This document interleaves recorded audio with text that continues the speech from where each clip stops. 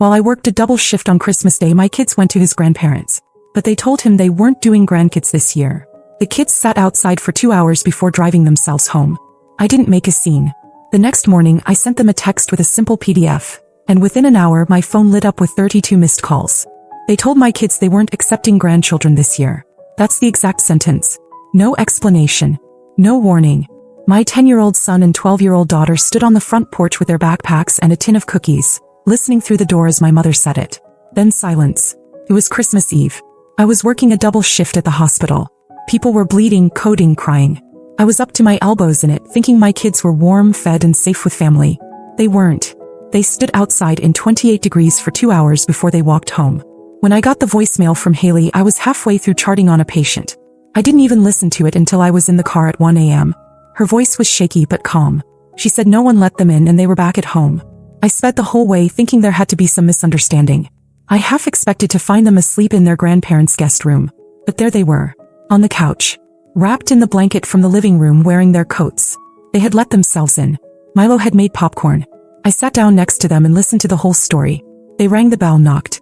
Saw movement through the window. Haley swears she made eye contact with my mother. Then they heard it clear as anything. My father's voice, flat. We're not accepting grandchildren this year. I didn't cry. I didn't scream. I didn't text back the string of messages already starting to light up my phone. I just got up, made them breakfast, and said we'd do Christmas here, just the three of us. Then I opened my laptop. By sunrise, I had sent my parents a simple message with a PDF attachment. No subject line. No body text. It was a bill. Itemized. The rent payments I'd made when they were in a bind. The deposit I'd fronted for their RV. The therapy bills I paid after they borrowed money from my ex-husband and never gave it back. The private school tuition I covered for their golden grandchildren in Arizona. The ones who, by the way, got brand new iPhones and game consoles that same day while mine stood outside in the cold. Total amount $14,378.92. By 10 a.m. I had 32 missed calls. The first call came before I'd even gotten out of bed. My phone was still on silent, but when I turned it over and saw 32 missed calls, I knew exactly what it was about. There was a voicemail from my mother at 6:47 a.m. She was laughing. Actually laughing. Said she hoped my little invoice was a joke, then added something about how Christmas can bring out the worst in people. Her voice didn't sound concerned. It sounded smug, like I'd embarrassed myself, like I was still a teenager slamming doors and throwing tantrums. The second voicemail wasn't laughing. It was my father, and he wasn't dancing around anything. He told me I'd lost it, accused me of trying to turn the family into a courtroom. He said I should be ashamed, said I was acting like some entitled stranger and not his daughter. Told me to call him back before I made things worse. By then the texts were coming in. My sister sent a wall of messages asking what was wrong with me, why I would ruin Christmas over a misunderstanding. Misunderstanding? My kids were left outside like stray animals while her twins opened brand new iPads in their matching pajamas and drank cocoa with marshmallows. They all circled the same point. I was being irrational, overreacting. No one mentioned what had actually happened. No one said sorry. Not a single person asked if Milo and Haley were okay. I didn't reply. Instead, I walked down to the mailbox, slid the printed PDF into a padded envelope, and mailed it certified with tracking. I wanted them to sign for it. I wanted them to feel that this wasn't a text you could ignore or laugh off. This was real now. Then I spent the rest of the day digging through old records. Screenshots of Venmo transfers. Email chains about the car I helped them buy. A scanned receipt from the weekend I paid for the repairs on their beach house after they forgot to renew their insurance. Every petty, quiet, swallowed debt I had absorbed over the last 10 years went into that folder. The amount was even higher than I'd thought. $14,378.92. I wasn't just mad about what happened to my kids. That was the last straw. The truth was, my parents had treated me like a bank with a guilt complex for years. They never said thank you. They just expected it. And when I stopped giving, they found someone else to reward. My sister, her kids, the grandchildren who looked better in their family photos. That night, while I was organizing the last of the files, Milo came into the room holding a used game controller. His friend had loaned it to him for the week. He asked if Santa might have gotten our address wrong. Haley sat next to him trying to smile. I stood up, grabbed my bag, and left. Target, Best Buy, anywhere open late, I didn't care. I bought everything. Phones. Headphones. A console. A stack of games. I even got wrapping paper but didn't bother using it. I came home, dropped everything in front of them, and said it was from Grandma and Grandpa. They looked confused, then quiet. They didn't ask any questions. And I didn't offer any answers. The next morning I filed the small claims suit. Not out of spite. Out of clarity. I had receipts, text agreements, and a paper trail that stretched back nearly a decade. I knew they'd try to twist it, tell everyone I was crazy, unstable, selfish. I didn't care. I wasn't playing their game anymore. I had my own now. By the time the legal notice reached them, my sister had already posted some vague story on Facebook about family drama and how some people can't handle boundaries. She made it sound like I'd ruined Christmas because I was jealous. She got all the usual sympathy replies, cousins we hadn't seen in years chiming in about how heartbreaking it is when siblings turn on each other, people asking if I was okay like I'd gone off the deep end. My parents stayed quiet online. That wasn't their style. They did things behind closed doors. 3 days later, I got a typed letter in the mail. No return address, but I knew the font. My father had always used that same serif typeface when he wanted to seem professional. It was a full page of legal-sounding nonsense about how family transactions are based on goodwill, and that I had no standing to collect anything from them. They included a line about how disappointed they were in my behavior, how they hoped this ugly moment wouldn't define our relationship forever. I pinned it to my fridge like a trophy. My lawyer, yes, I had one now, helped me draft a reply. Formal, cold, with a list of every transaction, every timestamp, every promise made. We attached a formal demand for repayment, a list of deadlines, and a notice that failure to respond would lead to escalation. The next week was quiet. Too quiet. Then things started to shift. My parents didn't answer the demand, but someone must have cracked under the pressure. Because suddenly, I started getting messages from people I hadn't heard from in years. Old family friends, distant relatives, even my mother's church friend Carol, who apparently had a lot of thoughts about daughters who air dirty laundry. It was obvious someone had spun a new version of the story, that I'd gone rogue and was trying to sue my own parents out of spite. One even said she heard I was trying to take their house. I didn't respond. I just kept building my case. And then something strange happened. Milo's school called me to say someone had tried to drop off a late Christmas gift from the grandparents. I never saw it. The school said it looked expensive, but policy meant they couldn't accept it without my permission. I told them to send it back. The next day, Haley came home with a necklace. Not from a friend, from my sister. She said she got pulled aside after class and asked if she missed her cousins, and if she wanted to come visit for New Year's. That's when I realized what they were doing. They weren't apologizing. They weren't owning anything. They were just bypassing me, trying to get to the kids, rewriting the narrative directly to them, planting seeds, pretending this was just grown-ups being dramatic and that none of it really mattered. That was the moment I knew there was no going back. I sat Milo and Haley down that night and told them the truth. Not everything, just enough. That family sometimes forgets how to love the right way. That money doesn't make someone bad, but what they do with it can. And that just because someone calls you family doesn't mean they're allowed to hurt you without consequence. Haley didn't say anything. Milo nodded. I told them we were done. No more visits. No more gifts. No more second chances. We were going to start fresh. Without them. It came on a Tuesday morning right after I dropped the kids off at school. An email from my sister with nothing but a PDF attached and a line that read, "Asterisk, let's just end this before it gets even uglier. For the kids. Asterisk." I opened it without much thought. It was a spreadsheet. Their version of a settlement. $5,000. Labeled as a goodwill gesture, not repayment. No responsibility admitted, no acknowledgement of anything.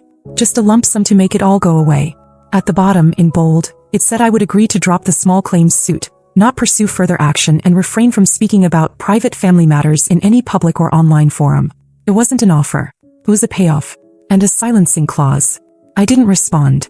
I forwarded it straight to my lawyer, who replied a few hours later with one sentence. "They're starting to feel it." The next morning around 7:15, someone knocked on my door. I knew who it was before I looked. My dad stood there, hands in his pockets, same coat he'd worn since I was a kid. I watched him through the window. He didn't knock again. Just stood there for a solid minute, then placed something on the doormat and walked back to his car. It was a check. Loose. No envelope, no note, just a personal check for $10,000, signed with a flourish like he was doing me a favor. I didn't touch it. Picked it up with gloves, slid it into a folder and put it in the filing cabinet. That night they escalated. An email from my mother, longer this time. She said they didn't agree with how things unfolded, but were willing to be generous for the sake of peace. She mentioned how no one was perfect, and how it was time to forgive and move forward. The most infuriating part was near the end. Asterisk, we're hosting the family barbecue in April. The kids should be there. We'd hate for them to feel left out again. Asterisk.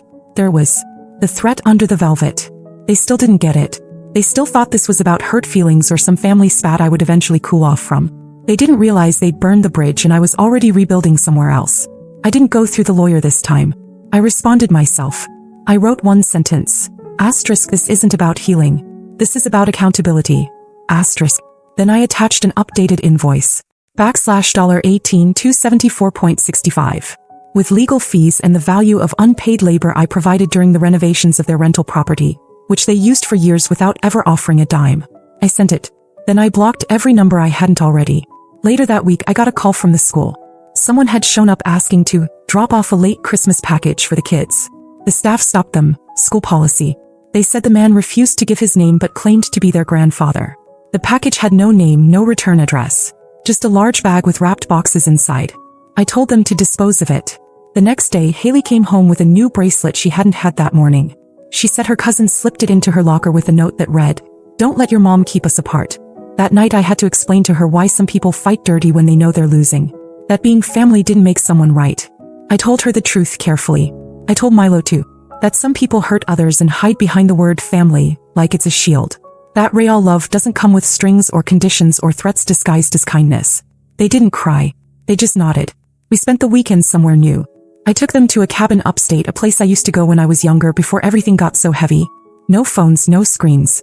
Just us. We built fires, cooked everything over a tiny stovetop, and slept in one bed like we were hiding out from the world. On the last night, Milo asked if this was going to be our new tradition. I said yes. And that was the first time in a long while that it actually felt like Christmas. I didn't tell anyone the date except my lawyer. No need to give them a heads up to stir drama or spin a new version of the story. When the court notice went through, I expected more noise. But this time they went quiet. Too quiet. No phone calls. No emails. No gifts mysteriously left at the school or on the porch. Just silence. It felt like the eye of a storm, like they were regrouping. Planning something. On the day of the hearing, I walked into the courtroom alone. My lawyer met me at the door, briefcase in hand, calm. I was half expecting to see my parents already seated, looking indignant and self-righteous, but they weren't there. Not yet. They showed up 10 minutes before the session started. My father wore a suit I hadn't seen since my sister's wedding. My mother had a stack of folders under her arm, probably thinking it made her look official. My sister came too, sat in the back like she was watching a show. I didn't look at them. I didn't need to. Our case wasn't dramatic. It was simple, really. Receipts. Transfers. Messages. Broken promises. My lawyer laid it out without a trace of emotion, just facts. Cold, clean fact. My parents didn't contest most of it. Just tried to minimize it. Claimed the money had been family help, that I was never expected to be reimbursed. They said I was doing this out of resentment, not reason. But the evidence was clear. Screenshots of them agreeing to pay me back next month. A spreadsheet they had sent me 2 years ago to track our loan.